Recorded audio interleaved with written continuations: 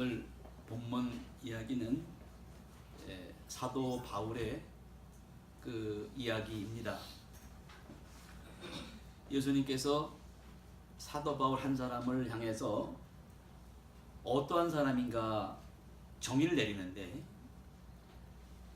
가시채로 뒷발질을 하며 산 사람이라고 그렇게 예수님께서 정의를 내렸습니다. 너의 삶이 마치 가시채로 뒷발질, 이게 무슨 말이냐면, 우리나라에는 이런 속담이 없습니다. 당시의 헬라 세계와 당시 고대 근동 지방에는 가시채로 뒷발질한다는 말은 무슨 말이냐면, 지금은 4차 산업혁명 시대라 이게 무슨 말인지를 모릅니다. 당시는 1차 산업, 농사를 짓는 게 당시 문화인데, 그 거대한 밭을 논을 농사 지으려면 말이나 소를 가지고 쟁기질을 한단 말이에요. 그럼 소나 말이 이 쟁기질을 하다가 좀 힘들면 안 가고 가만히 있습니다. 그러면 주인이 가시채라고 하는 끝에 날카로운 그 쇠나 뼈 조각이 달려 있습니다. 그걸 한 대 친단 말이에요. 그렇게 아프단 말이에요. 그러면 소나 말이 그걸 맞고 가야 됩니다. 가야 되는데 가지 않고 계속 맞으면 어떻게 되는 거예요? 계속 아픈 거예요. 아파서 견딜 수가 없는 것입니다. 지금 예수님이 바울이 너가 지금까지 살아온 삶이 어떠한 삶이었냐면, 가시채를 들고 때리는데 가야 되는데 계속 반항하는 거예요. 계속 가지 않고 맞는단 말입니다. 지금 너의 삶이 그런 삶을 살고 있으니 이제 그런 삶을 계속해서 살면 아파요. 그러지 말고 멈춰라. 멈추고 내가 주는 새로운 삶을 살아라. 이제 그런 말씀이 오늘 우리에게 주시는 말씀입니다.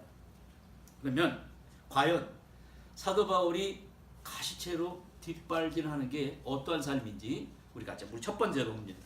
먼저 이 장면이 어디서 나온 말씀이냐면, 사도 바울이 지금 재판을 받고 있습니다.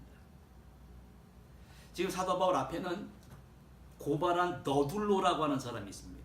너둘로라는 사람이 뭘 가지고 이 재판을 받는다는 것은, 우리도 지금 TV에서 죄를 지면은 판사, 검사, 뭐 도둑질을 했다든가 강도를 했다든가 살인 강도를 했다든가 죄목을 가지고 재판을 받지 않습니까? 지금 사도 바울이 재판을 받는 죄목은 뭐냐면, 예수 그리스도가 메시아이십니다. 메시아를 저 유대인들이 죽였습니다. 그러나 하나님이 그 저들이 죽인 메시아를 죽은 자 가운데서 살리셨습니다. 나는 그 일의 증인입니다. 이게 죄목이에요. 그 죄를 지금 짓고 그 앞에는 그 마지막 헤롯 왕가의 그 헤롯 아그리파 2세입니다. 분봉왕 아그리파 2세와 베스토 총독, 수많은 헬라 지성인들, 또 수많은 유대인들이 나와서 그 재판을 지켜보고 있습니다.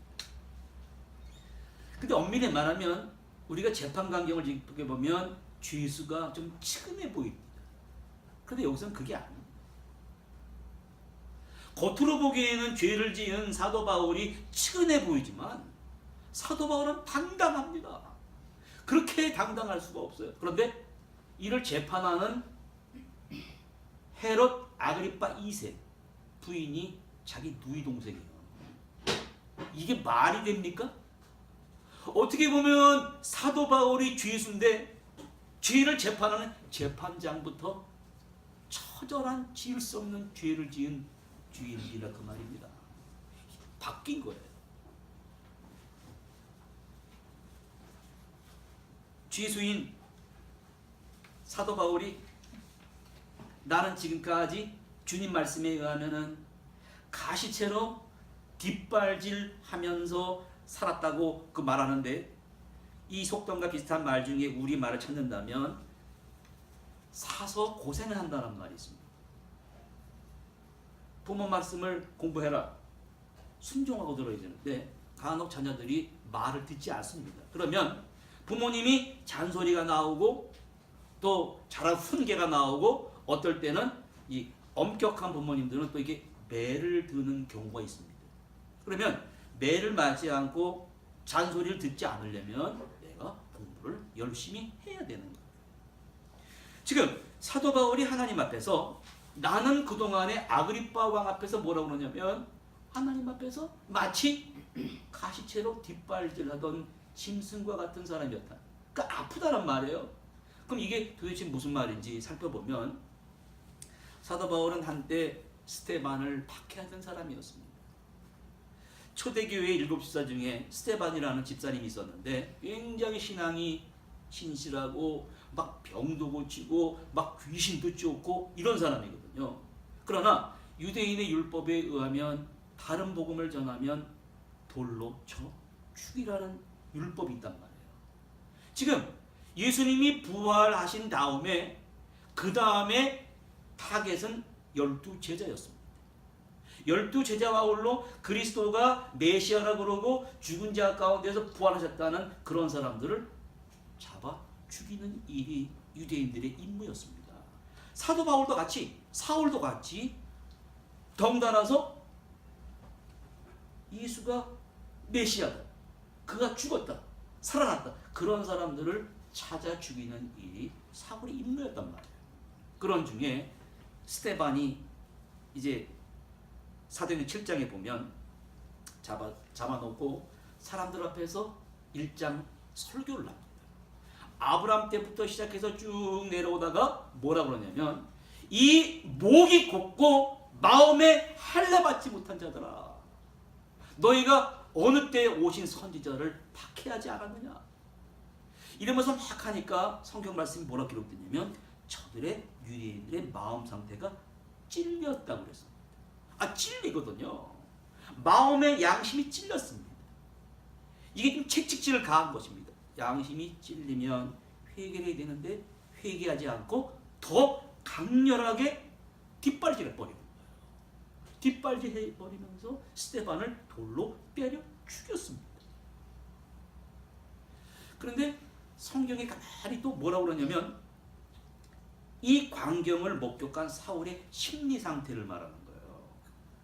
사울은 스데반이 죽을 때 어떻게 죽었냐면 천사열거인 거예요. 천사열거를 하면서 지금 뭐라 그러냐면 지금 내 앞에 천국문이 쫙 열리면서 하나님 우편에 계신 인자가 서신 채로 두 손을 쫙 벌리고 나를 향해 쳐다보신다. 그러면서 간혹 가다가 유대인의 율법을 지키지 않은 사람을 돌로 때려 죽이면 사람들이 뭐라 그러냐면 죄를 지었으니까 현장에서 가나마다 걸려가지고 돌로 맞아 죽으면 막 다 살려달라 그러거든요. 근데 스데반은 얼굴이 천사의 얼굴인 거예요. 이게 사울이 너무너무 괴로웠습니다. 양심이 찔리고 야 어떻게 저 사람은, 그러니까 그 하나님은 살아계시고 내가 잘못됐다는 번뇌와 갈등 속에 사울은 오늘도 사람을 죽이는 일에 앞장섰던 것입니다. 그러면 신앙생활을 한마디로 말하면 겉으로 보기는 평안합니다. 6.25 때도 평안했습니다. 하루 전날 평안했다니까요. 그 다음날 6.25가 터지는 날 전쟁이 터졌습니다. 그동안 훈련받은 군인들이 전쟁터에 나갔습니다. 이 전쟁터에서 훈련받는 군인들은 엄격하게 훈련합니다. 잘 때도 점호, 나가서 보초, 그러면 암호라는 게 있습니다. 암호. 보초 쓰다가 암호대라 그래야 됩니다. 나 암호가 뭐여 그래야 되는데 야 나야 나 그러면 총 맞아 죽습니다. 왜? 전쟁터에서 실전을 방불케 하는, 오늘도 아침에 트럼프가 산상조각 내버리겠대요. 북한을. 우리 앞에 지금 무슨 일이 벌어질지 모르는 겁니다. 아무도 모르는 것입니다. 실전처럼 군인들은 훈련을 받는 게 왜냐면 왜? 실전에 대비하기 위해서. 우리가 지금 영적인 훈련하는 것입니다. 하나님 앞에서 내 암호가 뭔가 정체성을 알아야 돼요. 내가 누구인지를 사명의식을 올바로 알지 못하면 마귀한테 잡힙니다. 쓰러집니다. 그런데 여러분, 사람 하나가 변화되고 달라진다는 게 쉽습니까? 교육을 잘 시키고 교회를 다닌다고 하고 책을 많이 읽고 돈을 많이 벌고 권력이 올라가고 정치인이 되고 권력이 된다 하더라도 사람 하나가 변화된다고 하는 것은 절대로 쉬운 일이 아닙니다. 뉴스가 뻥 터져 나옵니다. 주보 도박단 얘기가 나옵니다. 공부 많이 한 사람들이에요. 남편이 돈 많이 버는 사람들입니다. 근데 왜 주보 도박단이 되냐고요? 이거 안 하겠다 그래가지고 막 손에 장을 찢고 어떤 사람은 손가락 자르는 사람도 있어요. 도박 안 하겠다. 근데 작심삼일이 됩니다. 또 도박을 합니다. 그런데 오늘 사울이라는 바울은 오늘 이 사건을 계기로 해서 180도 완전히 다른 사람이 됩니다. 한 사람이 바뀌었습니다. 그 사람이 바뀜으로 인해서 세계가 바뀌고 역사가 바뀌게 됐다는 말이에요. 그래서 간혹가다 훌륭하신 분들이 책을 쓰고 한마디씩 할 때 이 조지 하버드 미드라고 하는 사람은 우리 인생에 있어서 가장 중요한 게 뭐냐면 사람은 이렇게 교육받고 자기가 누군지를 점차 깨달아가잖아요. 그럴 때 나랑 맺는 어떠한 관계, 좋은 부모님을 만나고 좋은 선생님을 만나고 좋은 목사님을 만나고 그게 굉장히 중요하다는 것입니다.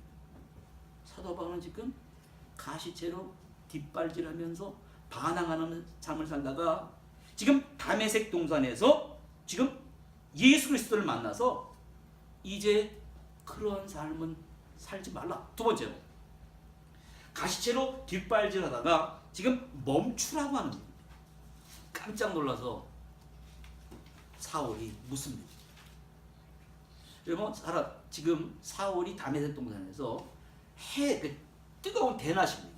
뜨거운 태양보다 더 밝은 빛에 그냥 그대로 쓰러져 버렸습니다. 성경 말씀이 하나님은 우리에게 정의합니다. 하나님은 사랑이시다. 하나님은 빛이시다 그럽니다. 사람이 죄를 지은 사람이 성경 말씀이 구약 성경도 보면 하나님을 빛을 바라보면 죽습니다. 왜냐하면 우리가 부정하니까. 그래서 저 밖에 여러분 그림 보시기 바랍니다. 그 안에 예수님의 의로 우리를 가려주시기 때문이지 이렇게 한 장 이렇게 들펴보면 거긴 이기심, 갈등, 못난 자의식 그걸 싹 예수님의 의로 우리를 가려주시는 거예요. 사도 바울을 보시기 바랍니다. 사도 바울이 왜 대단한 사람이냐면 한번 강력한 빛에 의해 팍 하고 쓰러진 겁니다. 그럼 사람들이 대체 뭐라 그러냐면 아이고 나 살려주십시오 이럽니다. 저도 교통사고 하는데 나오는 말이 말입니다. 그 말밖에 없습니다. 나 이제 죽었구나 밖에 없어요.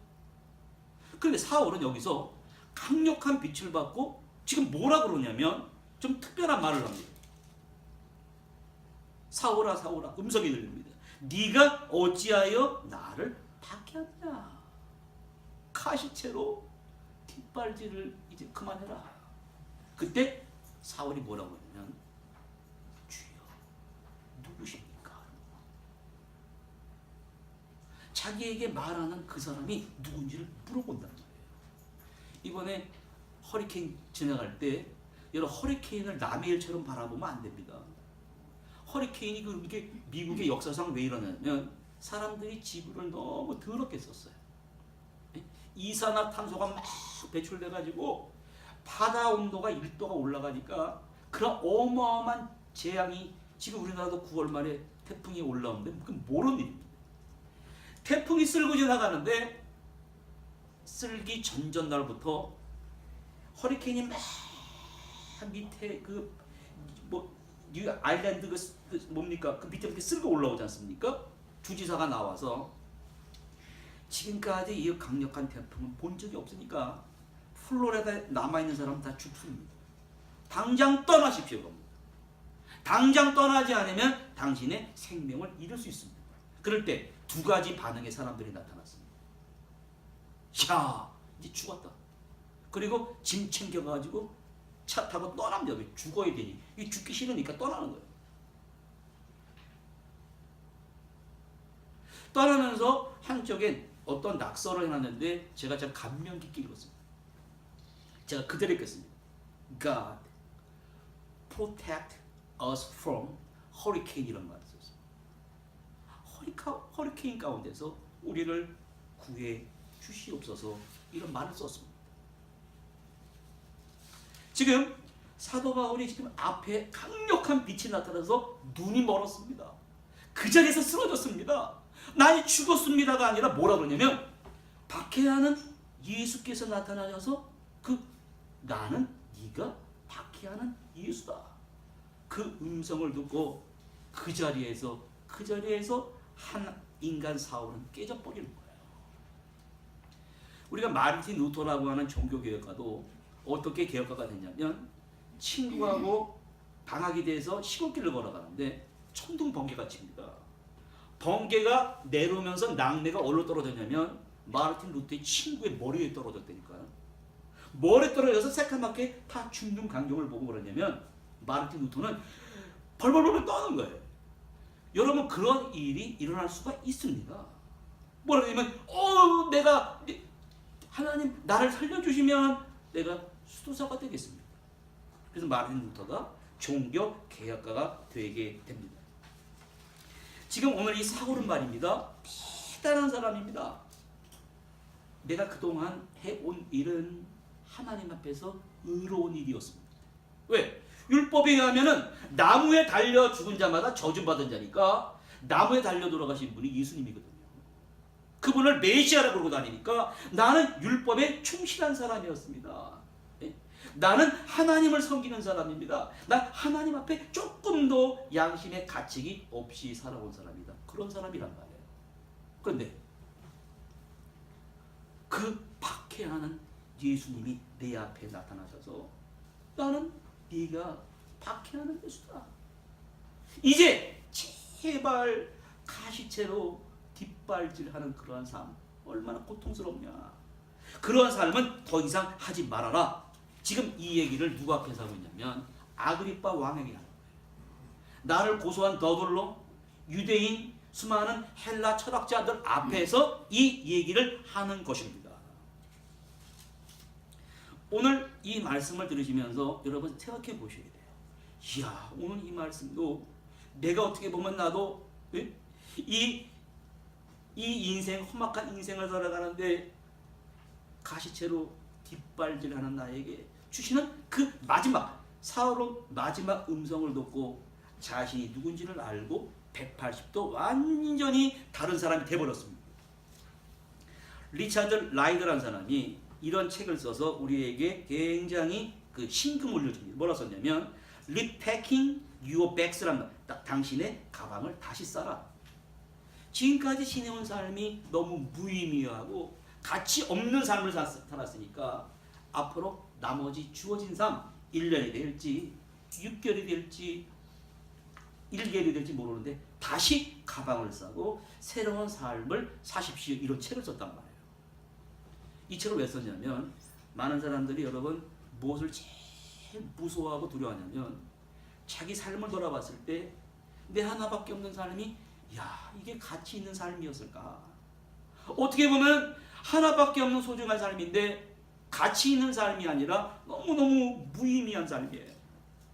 그리고 나와 관계 맺는 사람도 바라보게 됩니다. 나와 같이 사는 남편이, 아내가, 내 이웃과 동료가 내가 저 사람과의 만남이 축복인가?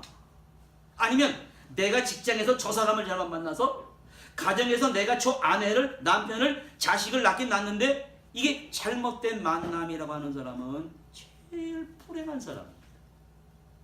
이 사람이 말하는 어떤 사람이 제일 행복한 사람이냐 그러냐면 현재 나하고 함께 사는 사람이 제일 좋은 사람이다. 하나님이 주신 축복이다. 이러한 사람이 제일 복된 삶을 산 사람이라고 얘기합니다. 톨스토이가 57세에 이런 단편 소설을 써서 또 우리에게 이렇게 감동을 줍니다. 이 사람은 평생을 살면서 이런 명언을 한 다음에 이 책을 썼습니다. 이 세상에서 가장 중요한 일은 눈으로 직접 보이는 일을 하는 것이라고 우리는 생각하는 것 같다. 그리고 눈에 보이지 않는 일, 정신적인 활동을 우리는 하찮게 여긴다. 그러나 우리의 마음과 영혼을 살찌게 하는 눈에 보이지 않는 일이 무엇보다도 더 중요하다면서 어느 노부부의 행복을 이렇게 써내려갔습니다. 러시아는 워낙 땅덩어리가 크니까 어떤 지역에는 이 교회를 다닌다는 이 그리스 정교회 교인들이 있고 또 회교권의 사람들이 있습니다.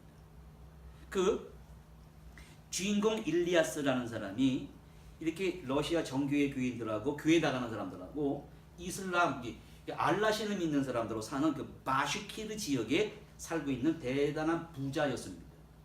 근데 이 일리아스라는 사람이 처음부터 부자가 아닙니다. 처음에는 그저 말 하나, 또 양 몇 마리 가난했습니다. 그러나 말씀대로 살아가는 거예요. 하나님 말씀대로 살아가니까 성실히 일하고 근면히 일하니까 점점 재산이 불어나는 거예요. 처음에 몇 마리 말이 200마리 30년이 지나서 200마리 말이 되고 소도 암소가 300마리가 되고 양이 1,500마리가 됐습니다. 그러니까 그 많은 거를 다스릴 수가 없으니까 고용인들도 이렇게 고용해서 월급도 주고 그들에게 식사도 주고 이러한 삶을 살게 됐습니다. 그 일리아스라 아들 둘에 딸 하나 낳는데 이 점점 성장해가지고 결혼도 했습니다. 그 다음부터 문제가 시작이 됩니다. 문제가 시작될지 알고 미리 준비해야 됩니다. 무슨 문제가 시작이 되냐면 이 첫째 아들은 아버지가 가난했을 때는 땀 흘려 열심히 일합니다.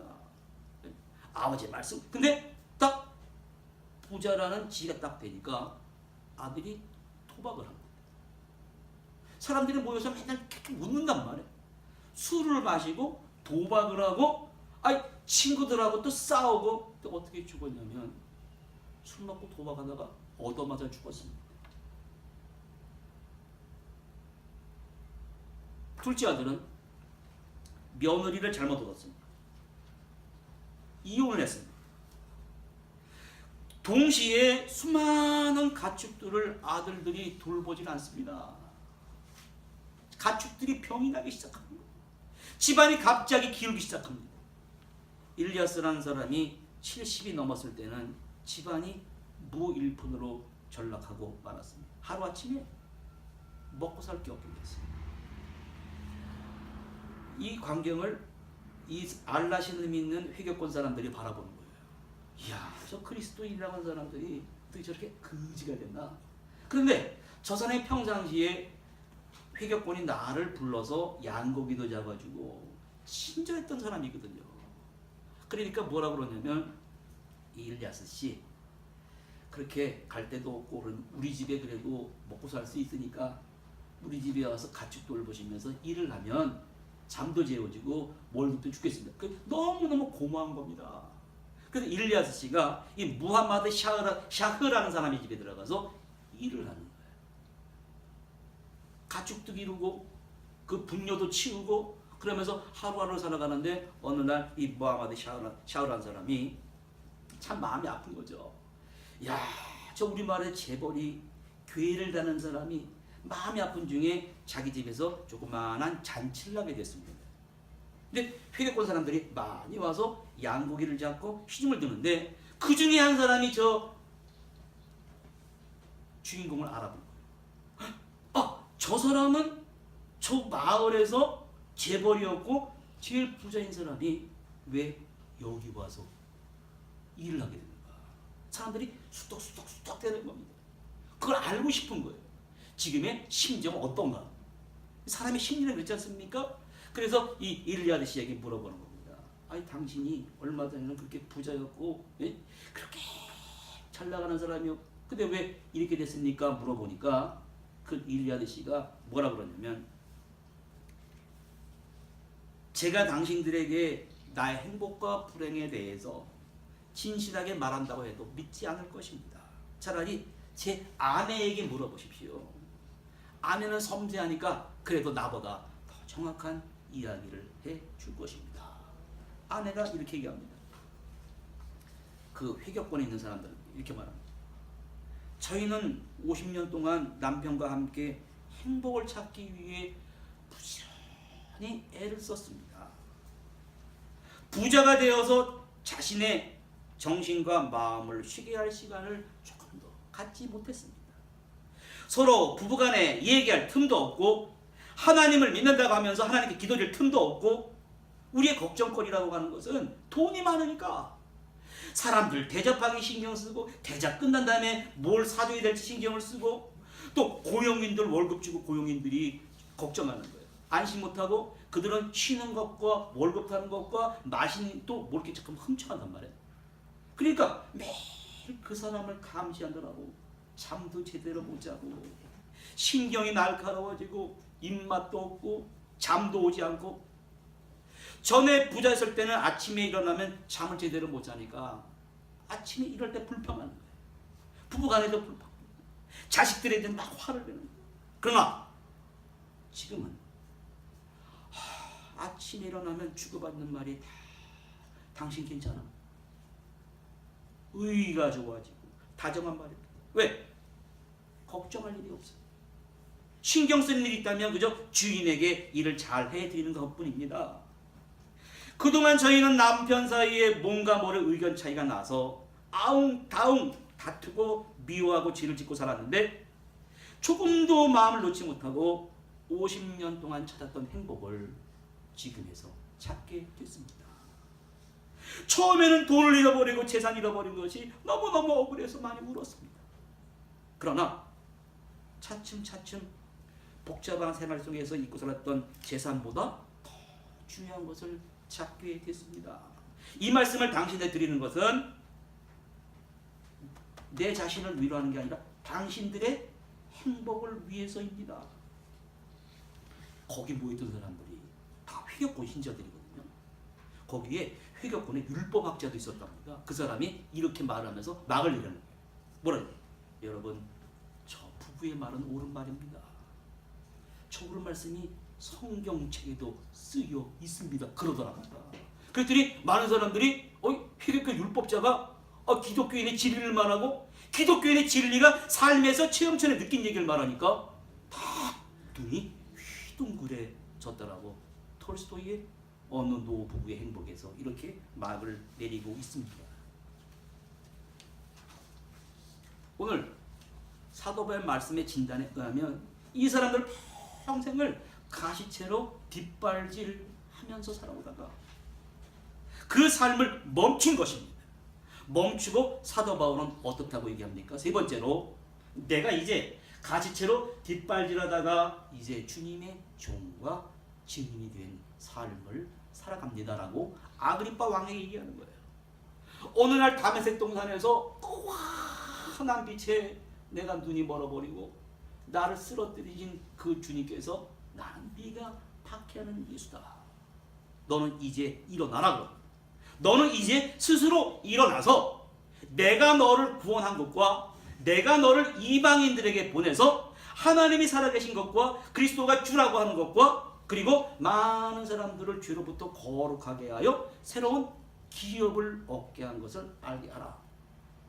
이 세상의 재산은 돈이 아니다. 돈과 동산, 부동산, 많은 사람들은 찾기 위해 애쓰고 수고하고 노력했지만 세상에서 가장 값진 자산은 뭔가? 다 말라버립니다. 돈도 마르고 부동산도 다 내 것이 되는 게 아닙니다. 지금 여기서 사도 바울은 오늘 우리에게 뭐라고 하냐면 평생 샘물처럼 솟아나오는 인생의 가장 값진 자산을 발견하라는 것입니다. 그 자산이 뭡니까? 오늘 고백하는 겁니다. 너희가 거룩하게 되어 자기는 예수와 함께 죽었다는 거예요. 그런데 내가 죽었지만 부정하는 겁니다. 다시 긍정합니다. 이제 내가 사는 것은 내 안에 그리스도께서 사신 것입니다. 나는 죽었지만 나는 새로운 자아입니다. 그리스도와 함께한 새로운 피조물로서 당신한테 얘기하니까 그 얘기를 듣고 아그리파 헤롯 2세가 뭐라 그러냐면 베스토라는 총독은 야, 네 많은 지식이 너를 미치겠다 그럽니다. 우리가 예수 복음 증거할 때 사람들이 비아냥거립니다. 근데 다 거기서 유축돼 버립니다. 그것 때문에 복음 못 전하겠다. 그러면 안 됩니다. 그렇게 되어 있습니다. 왜? 그 사람들은 마귀에 포로된 사람들이니까. 헤롯 아그리파 2세가 자기 여동생을 아내 삼은 사람이에요.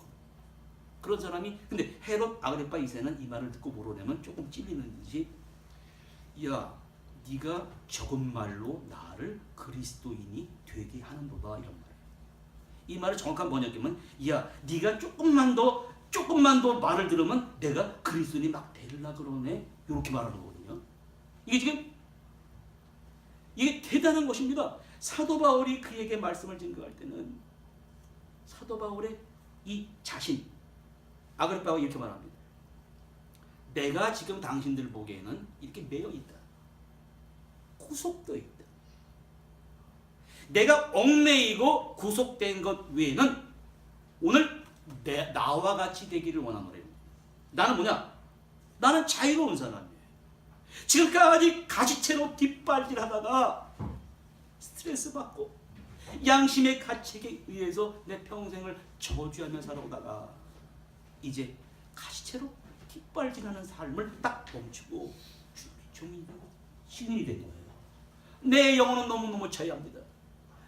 내가 구속되고 속박되는 거 외에 그 사람을 구속시키지 않습니다. 나는 당신을 구속시키는 게 아닙니다. 당신을 속박시키는 게 아닙니다. 내가 구속되고 난 당신에게 진리를 전하고 있습니다. 진리의 말씀을 전하고 있습니다. 확신을 전하고 있습니다. 더 이상 자신에게 속는 사람이 되지 마십시오. 여러분, 이스라엘 백성을 광야에서 보기 바랍니다. 사막 나가면 죽습니다. 그렇지 않습니까? 40년 동안 광야에서 살라는 겁니다. 40년 동안 광야에 나가서 하나님만 믿으라는 것입니다. 하나님만 바라보라는 것입니다. 하나님 섭리 가운데 그날 주신 분복을 즐거워하면서 그날 감사하면서 살아가라는 게 하나님의 명령이었습니다. 어떻게 했습니까? 억지로 하는 자가 된 거예요. 마지 못하는 자예요. 막 불평하는 것입니다. 여호수아와 갈렙과 20세 이하 제외하고 차라리 이집트에서 죽었더라면 죽을 것을 왜 우리를 끌어내요? 여기서 죽게 하느냐? 불평하는 사람들이 뭐라고 하셨냐면, 그래, 네가 원하는 대로 해줄게. 다 죽었습니다. 그러나 여호수아와 갈렙과 20세 이하의 사람들은 그 하나님 말씀을 믿고 순종하면서 약속의 땅 가나안으로 들어갔습니다. 비엘름 마이스터의 수업시대라는 책에 이런 말이 나옵니다. 많은 사람들이 상대방의 나를 사기를 치고 그럴듯한 이야기에 속았다고 한탄하는 사람은 다른 사람에게 속은 것이 아닙니다. 스스로에게 속은 것입니다. 자신의 내면에 숨겨진 어리석은 욕망이 그럴듯한 이야기에 스스로 눈과 귀를 멀게 하고 잘못된 믿음을 강요했기 때문입니다. 여러분, 사도 바울이